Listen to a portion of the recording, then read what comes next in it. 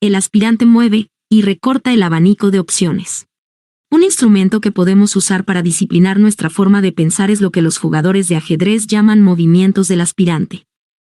Como hemos dicho antes, en el ajedrez se produce rápidamente una ramificación de factores. Prever un par de movimientos puede llevarnos a cientos de miles de posiciones posibles, cada una de las cuales dará como resultado una cadena de causa-efecto que hay que analizar detenidamente. Todo movimiento tiene varias respuestas posibles que debemos calcular, más luego las respuestas a dichos movimientos, y así sucesivamente. Solo excepcionalmente, las cosas se facilitan por la presencia de lo que llamamos un movimiento forzoso, cuando no existe más que una alternativa que no nos lleve al desastre, como, por ejemplo, cuando un jugador pone en jaque al rey rival, atacándolo directamente, cosa que limita terriblemente el número de respuestas, porque el rey no puede permanecer en jaque. Incluso en ese caso puede haber varias opciones. La pieza atacante puede ser capturada. Una pieza de la defensa puede interponerse entre la atacante y el rey, o el rey puede huir. Cuando se multiplican tan rápidamente las posibilidades, es esencial limitar el número de movimientos del aspirante desde el principio, y en todos y cada uno de los movimientos. El abanico de opciones de, si esto, entonces aquello, debe recortarse de forma drástica o nunca profundizaremos lo suficiente en nuestro análisis para obtener algún resultado útil. Como de costumbre, nos enfrentamos al equilibrio entre la amplitud y la profundidad. Examinar 5 opciones distintas profundizando en 2 movimientos no es ni mejor ni peor que considerar solamente 2 opciones y analizar 5 movimientos. Depende del problema, de la posición que tengamos entre manos. Una situación estratégica sin crisis inminente nos anima a ampliar nuestro razonamiento, a considerar una amplia variedad de situaciones. Un estudiante que considera a qué universidad debe ir no escoge solo un par de ellas y las analiza exhaustivamente. Lo lógico es que, en primer lugar, considere un amplio número de posibilidades. Más adelante, una vez reducidas las opciones, podrá compararlas más a fondo. Pero cuando hay que ser muy preciso y el tiempo es esencial, a menudo es conveniente seleccionar un reducido número de candidatos y examinarlos a fondo. Es lo que llamamos una situación límite, cuando cualquier desliz puede ser fatal. La clave consiste en darse cuenta de la posición en la que nos encontramos, antes de seleccionar las opciones. ¿Con cuánto tiempo de análisis contamos? ¿Hasta qué punto es precaria la situación? ¿Estamos en un todo o nada, correcto o erróneo, o podemos escoger entre varias alternativas en función de nuestro estilo? Es cierto que a veces no conocemos la respuesta a esas preguntas antes de ir un poco más allá, pero normalmente nuestra intuición nos lo dirá, si nos tomamos la molestia de preguntárselo. Ejercitar nuestra intuición. La intuición y el instinto constituyen la base de nuestras decisiones, especialmente de las decisiones inmediatas que conforman nuestra cotidianeidad. No necesitamos analizar por qué giramos a la derecha y luego a la izquierda de camino al trabajo, simplemente lo hacemos. Un jugador de ajedrez puede detectar un simple jaque mate en 3 movimientos sin dudarlo, aunque nunca haya estado en esa posición en su vida. Dependemos de esos modelos, igual que dependemos de nuestro sistema orgánico para seguir respirando. No somos como las ballenas, que han de pensar cada vez que respiran. No queremos analizar todas las decisiones que tomamos, de modo que nos dejamos llevar por unas pautas que son fruto de la experiencia. Son atajos que no tienen vuelta atrás, siempre que se limiten a las funciones básicas. Los problemas aparecen cuando empezamos a confiar en esos modelos para opciones vitales más sofisticadas. Ello reprime la creatividad y nos conduce a una actitud de un enfoque único para tomar decisiones y a aplicar los mismos modelos y soluciones de manera forzada para todos los problemas a los que nos enfrentamos. Es difícil que nos demos la oportunidad de resolver los problemas de modo creativo si los afrontamos con soluciones repetitivas. Nuestros instintos se entumecerán poco a poco si todos los análisis acaban con la misma conclusión, una y otra vez. Lo que debería ser una búsqueda de la excelencia y la mejor solución acaba transformándose en una mentalidad de «eso ya me sirve». Hemos de luchar por mantener la frescura, de manera que podamos seguir fiándonos y mejorando nuestro instinto, en lugar de caer en la rutina mental. Jack Welch, de la General Electric, le dio a un alto directivo de una división de G que no funcionaba bien un mes de vacaciones para que pudiera volver y comportarse como si llevara 4 años sin dirigirla. Muchas compañías utilizan regularmente un sistema de rotación de ejecutivos, o programas por los que los altos ejecutivos se trasladan a otras divisiones, para poder analizar los problemas con una mirada nueva. Ese deseo de observar las cosas desde fuera puede parecer contradictorio, ya que estamos hablando de la importancia de la experiencia y el conocimiento. Como suele suceder, se trata de encontrar ese elusivo punto medio que sea compatible con nuestros instintos naturales. Hemos de estar preparados para reconocer nuestros propios errores en el proceso de toma de decisiones, y reestructurarlos si es necesario. Si no nos mantenemos alerta, los límites empezarán a desdibujarse y dejaremos de ver las diferencias sutiles, diferencias que pueden ser decisivas en los momentos cruciales. Con la inmensa cantidad de decisiones que tomamos al día, incluso las pequeñas mejoras y modificaciones de nuestros métodos supondrán una enorme diferencia acumulativa. Es como hacer una pequeña mejora en una cadena de montaje que ahorra unos segundos en la producción de cada coche. Las ramificaciones importantes del abanico de posibilidades requieren una atención especial. Son esos desvíos en el camino que no nos permiten volver atrás. En el ajedrez, el viejo dicho que dice, los peones no pueden retroceder, es algo más que una simple afirmación obvia.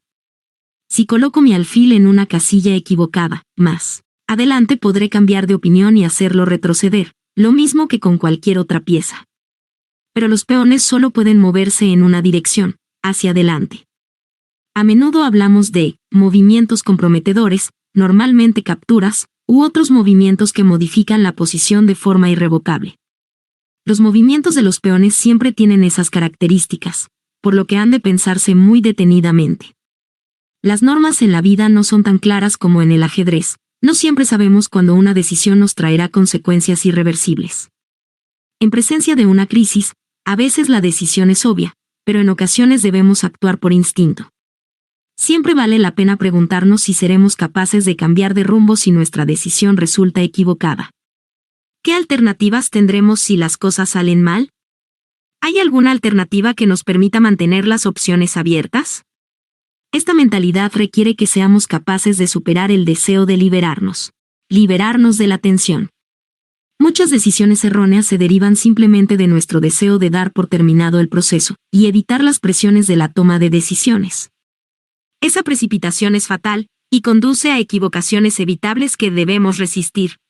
Si no obtenemos ningún beneficio por tomar la decisión inmediatamente, ni ninguna desventaja por posponerla, debemos dedicar tiempo a mejorar nuestra evaluación, a reunir más información y considerar otras opciones. Como dijo Margaret Thatcher, he aprendido una cosa de la política: a no tomar decisiones hasta que no haya que hacerlo. Como siempre, mi tendencia natural me ha llevado a equivocarme por fiarme demasiado de la intuición y el optimismo. Las decisiones originadas por una forma de pensar positiva pueden no ser en absoluto más acertadas que las decisiones prudentes, pero lo que es seguro es que nos permiten aprender más de nuestros errores.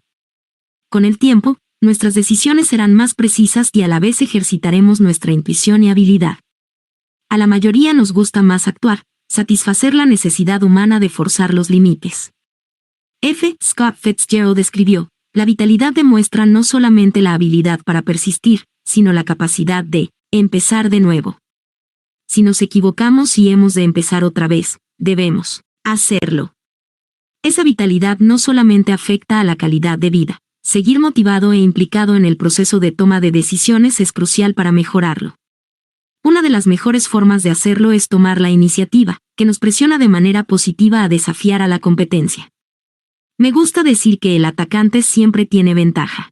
Aron Nimzowitz, Letonia/Dinamarca, 1886 a 1935, Savieli Grigorievich Tartakover, Rusia/Francia, 1887 a 1956, Richard Reti, Checoslovaquia, 1889 a 1929, los hipermodernistas exploraron nuevos horizontes.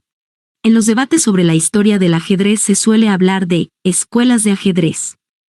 Cada periodo histórico, que ha vivido su propia evolución respecto a la forma de jugar, recibe inevitablemente una etiqueta fácil de recordar, a veces el nombre del jugador estrella de la época. La etapa de hegemonía de la escuela hipermoderna en la década de 1920 merece absolutamente esa distinción. El fundador del movimiento hipermodernista fue Aaron Nimzowitz. Ocasionalmente apodado Nimzo, cuya personalidad y cuyo juego eran tan complejos como su apellido. Iconoclasta hasta la médula, Nimzowitz revolucionó completamente el ajedrez con sus partidas y sus, hoy todavía famosos, textos. Cuestionó el antiguo principio fundamental, según el cual el centro del tablero debía ocuparse y quedar en manos de los peones, el equivalente a decir que el campo de batalla debía estar dominado por la infantería. Nimzowitz demostró que en lugar de ofrecer esos blancos en el centro, las casillas del centro podían atacarse desde lejos, desde los flancos. Ese fue el principio fundamental del hipermodernismo. Gran parte del proselitismo heterodoxo de Nimzo consistió en oponerse a las enseñanzas tradicionales de uno de los jugadores estrella de la época, el alemán Siegbert Tarrasch. El dogmático y el rebelde polemizaron en una batalla de ideas, palabras y movimientos que se prolongó durante décadas. Tarrasch decía que los inusuales movimientos de Nimzowitz eran feos, mientras que Nimzowitz sostenía que la belleza de un movimiento de ajedrez no radica en su apariencia, sino en la idea que hay detrás. Hoy día se siguen editando algunos textos clásicos de Nimzowitz. El sistema defensivo que lleva su nombre sigue siendo uno de los preferidos por muchos jugadores de todos los niveles. Esa defensa Nimzo-India es solo una más, entre las muchas ideas importantes que aportó sobre la apertura. La efectividad y total osadía de aquellos métodos nuevos rápidamente atrajeron a otros jugadores experimentales. Uno de ellos fue Seville Kardecauer, un maestro original que cosechó muchos éxitos, y a quien hoy día se recuerda sobre todo por sus numerosos comentarios ocurrentes sobre el juego. Su inmortal frase, "Nadie ha ganado nunca una partida de ajedrez retirándose", se utiliza siempre para alentar el espíritu de lucha en una posición poco prometedora. Durante su peculiar vida, viajó y escribió mucho. Sus eclécticas contribuciones incluyen una apertura del flanco poco convencional, a la que llamó el orangután, porque la puso en práctica después de una visita al zoológico de Nueva York. La acuñación del término hipermodernismo también se atribuye a Tartakower. De ascendencia polaca, Tartakower lideró con entereza al potente equipo nacional en varias olimpiadas de ajedrez durante la década de 1930, pese a no haber vivido nunca en Polonia, ni hablar polaco. Luchó con la resistencia francesa durante la Segunda Guerra Mundial y posteriormente jugó en representación de Francia, su patria adoptiva. La naturaleza polemista de Tartakower se puso de manifiesto en el tablero, donde experimentó constantemente con sistemas considerados poco valiosos por la mayoría. Eso también formaba parte de su credo hipermoderno, desafiar los conocimientos convencionales. Sería demasiado osado decir que no fue una coincidencia que artistas experimentales como Pablo Picasso y Marcel Duchamp crearan la vanguardia en el mundo del arte en la misma época. Tartakower decía de Richard Rady que representaba a Viena sin ser vienés, y nació en la vieja Hungría, aunque no hable húngaro. Reti fue uno de tantos jugadores cuyos orígenes son difíciles de precisar dado que hicieron su aparición antes de que se recompusiera el mapa de Europa del Este tras la Primera Guerra Mundial. Reti desarrolló e incorporó ideas del hipermodernismo a su juego, y documentó la evolución del movimiento en sus libros. Reti fue también un gran creador de pasatiempos y rompecabezas de ajedrez, algunos de los cuales se han convertido en ejemplos famosos de la tradición popular del juego. Como en el caso de Tartakower, los resultados de sus torneos nunca le llevaron al campeonato del mundo, pero consiguió cierta inmortalidad por acabar con los 8 años de imbatibilidad de José Raúl Capablanca en 1924. Y no solo eso, Reti consiguió esa victoria con el sistema de juego hipermoderno que sigue llevando su nombre. Acerca de Nimzowitz, le gustan muchísimo los movimientos de apertura feos, Siegbert Tarrasch. Acerca de Tartakower, lo que realmente le hizo excepcional fue su fascinante personalidad. Si Tartakower participaba, el torneo tenía vida y color, Hans Moch. Acerca de Reti, Reti es un tipo de artista brillante, que no se bate tanto con sus adversarios como consigo mismo, contra sus propias ideas y dudas, Tartakower. Nimzowitz, según sus propias palabras, ¿por qué tengo que perder contra este idiota? Atribuido a él. Tartakower, según sus propias palabras, una partida de ajedrez se divide en 3 fases. La primera, cuando confías que dispones de la ventaja. La segunda, cuando crees que tienes la ventaja. Y la tercera, cuando sabes que vas a perder. Reti, según sus propias palabras, el concepto mismo del ajedrez y el desarrollo de la mente ajedrecística describen la imagen de la lucha intelectual de la humanidad. 13. la ventaja del atacante. Incluso las balas temen a los valientes. Refrán ruso. Equiparar el mundo del tablero con la vida real tiene sus riesgos. Aunque nos pongamos de acuerdo en el lenguaje e identifiquemos paralelismos útiles, lo que sirve para el ajedrez puede no ser apropiado en otras áreas, aun cuando resulte también eficaz fuera de los 64 escaques. Personalmente, estoy muy familiarizado con el ejemplo más claro de ese doble rasero, la agresividad. Como he dicho, mi capacidad para moverme en política se puso en duda a causa de mi agresivo estilo ajedrecístico. Si el atacante nace, no se hace, ¿cómo me desenvolvería yo en un entorno en el que el ataque no es eficaz? En primer lugar, todos tenemos capacidad de adaptarnos a las situaciones nuevas. En segundo lugar, ¿realmente es un error ser agresivo? ¿Realmente no es eficaz? ¿O simplemente es impopular señalar que ser agresivo en política da tan buenos resultados como en los negocios y en otros terrenos de la vida como en el ajedrez? Fui haciéndome cada vez más consciente de esa paradoja de la sabiduría convencional a medida que ascendía de categoría en el mundo del ajedrez. Las revistas especializadas se congratulaban de mi ajedrez agresivo y mis violentos ataques, términos que tienen una connotación especial, casi siempre positiva, en el mundo del deporte. Queremos que haya atacantes agresivos en nuestros equipos favoritos, aunque no deseemos que se muden a nuestro barrio. Recibí cierta dosis de conocimiento sobre el asunto en 1980 cuando a la edad de 17 años conseguí un puesto en el poderoso equipo olímpico de ajedrez de la Unión Soviética por primera vez. El torneo se celebró en Malta y en el viaje de vuelta, con las 2 medallas de oro que conseguimos tras batirnos duramente con los húngaros, nos quedamos 2 días en Roma. La media de edad de mi equipo doblaba la mía, y teníamos en mente planes muy distintos para aquellos días libres. Los demás aprovecharon la oportunidad para hacer un poco de turismo, incluida una visita al Vaticano. Yo fui a ver el Imperio contraataca, que no podía ver en Rusia. Desconozco el alcance de la orientación espiritual que recibieron mis compañeros en el Vaticano, mientras yo veía a Yoda entrenar a Luke Skywalker para la ira, el miedo, la agresividad. Ellos son el lado oscuro de la fuerza. Para ser sincero, a los 17 años me sentía muy identificado con la impaciencia de Luke frente a una perspectiva tan pasiva. ¿No debía ir en busca de Darth Vader y proteger a sus amigos? El doble rasero a veces no funciona. Se considera apropiado describir el estilo de gestión de un directivo como agresivo, en un sentido positivo. Pero lo que se le permite a Júpiter no se le permite al buey. El empleado medio no puede ser agresivo y, en según qué ámbitos, incluso la ambición puede ser sospechosa. Alguien que quiere progresar de forma demasiado evidente, puede recibir críticas por acaparar la atención o, peor aún, ser tachado de individualista. Al mismo tiempo, se han puesto cada vez más de moda una serie de eufemismos. Ahora usamos proactivo, que al menos a mí me parece un sustituto frío y de segundo orden. En mi diccionario también aparece positivo, entusiasta y enérgico, así como un barbarismo poco serio gang-ho, que irónicamente significa trabajar juntos, en mandarín. Avivar el fuego de la competitividad. ¿Quién participa en una carrera deseando quedar el segundo? ¿Quién crece queriendo ser vicepresidente? Poner límites a nuestra ambición limita nuestros logros. Tener una filosofía agresiva también implica ser agresivo con nosotros mismos. No se trata de ser un tipo agradable o no, se trata de desafiarnos constantemente a nosotros mismos, a nuestro entorno y a quienes nos rodean.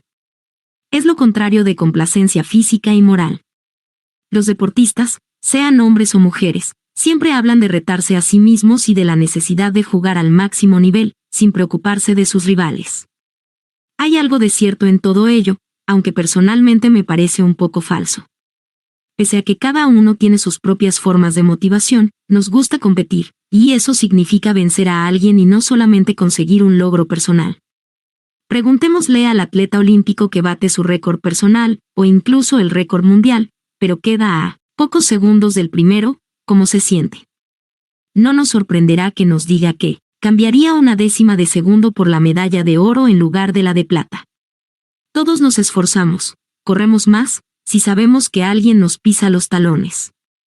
Algunas de mis mejores actuaciones son fruto de una reñida competición, que en ocasiones provocó un peculiar efecto estadístico en algunos de mis rivales.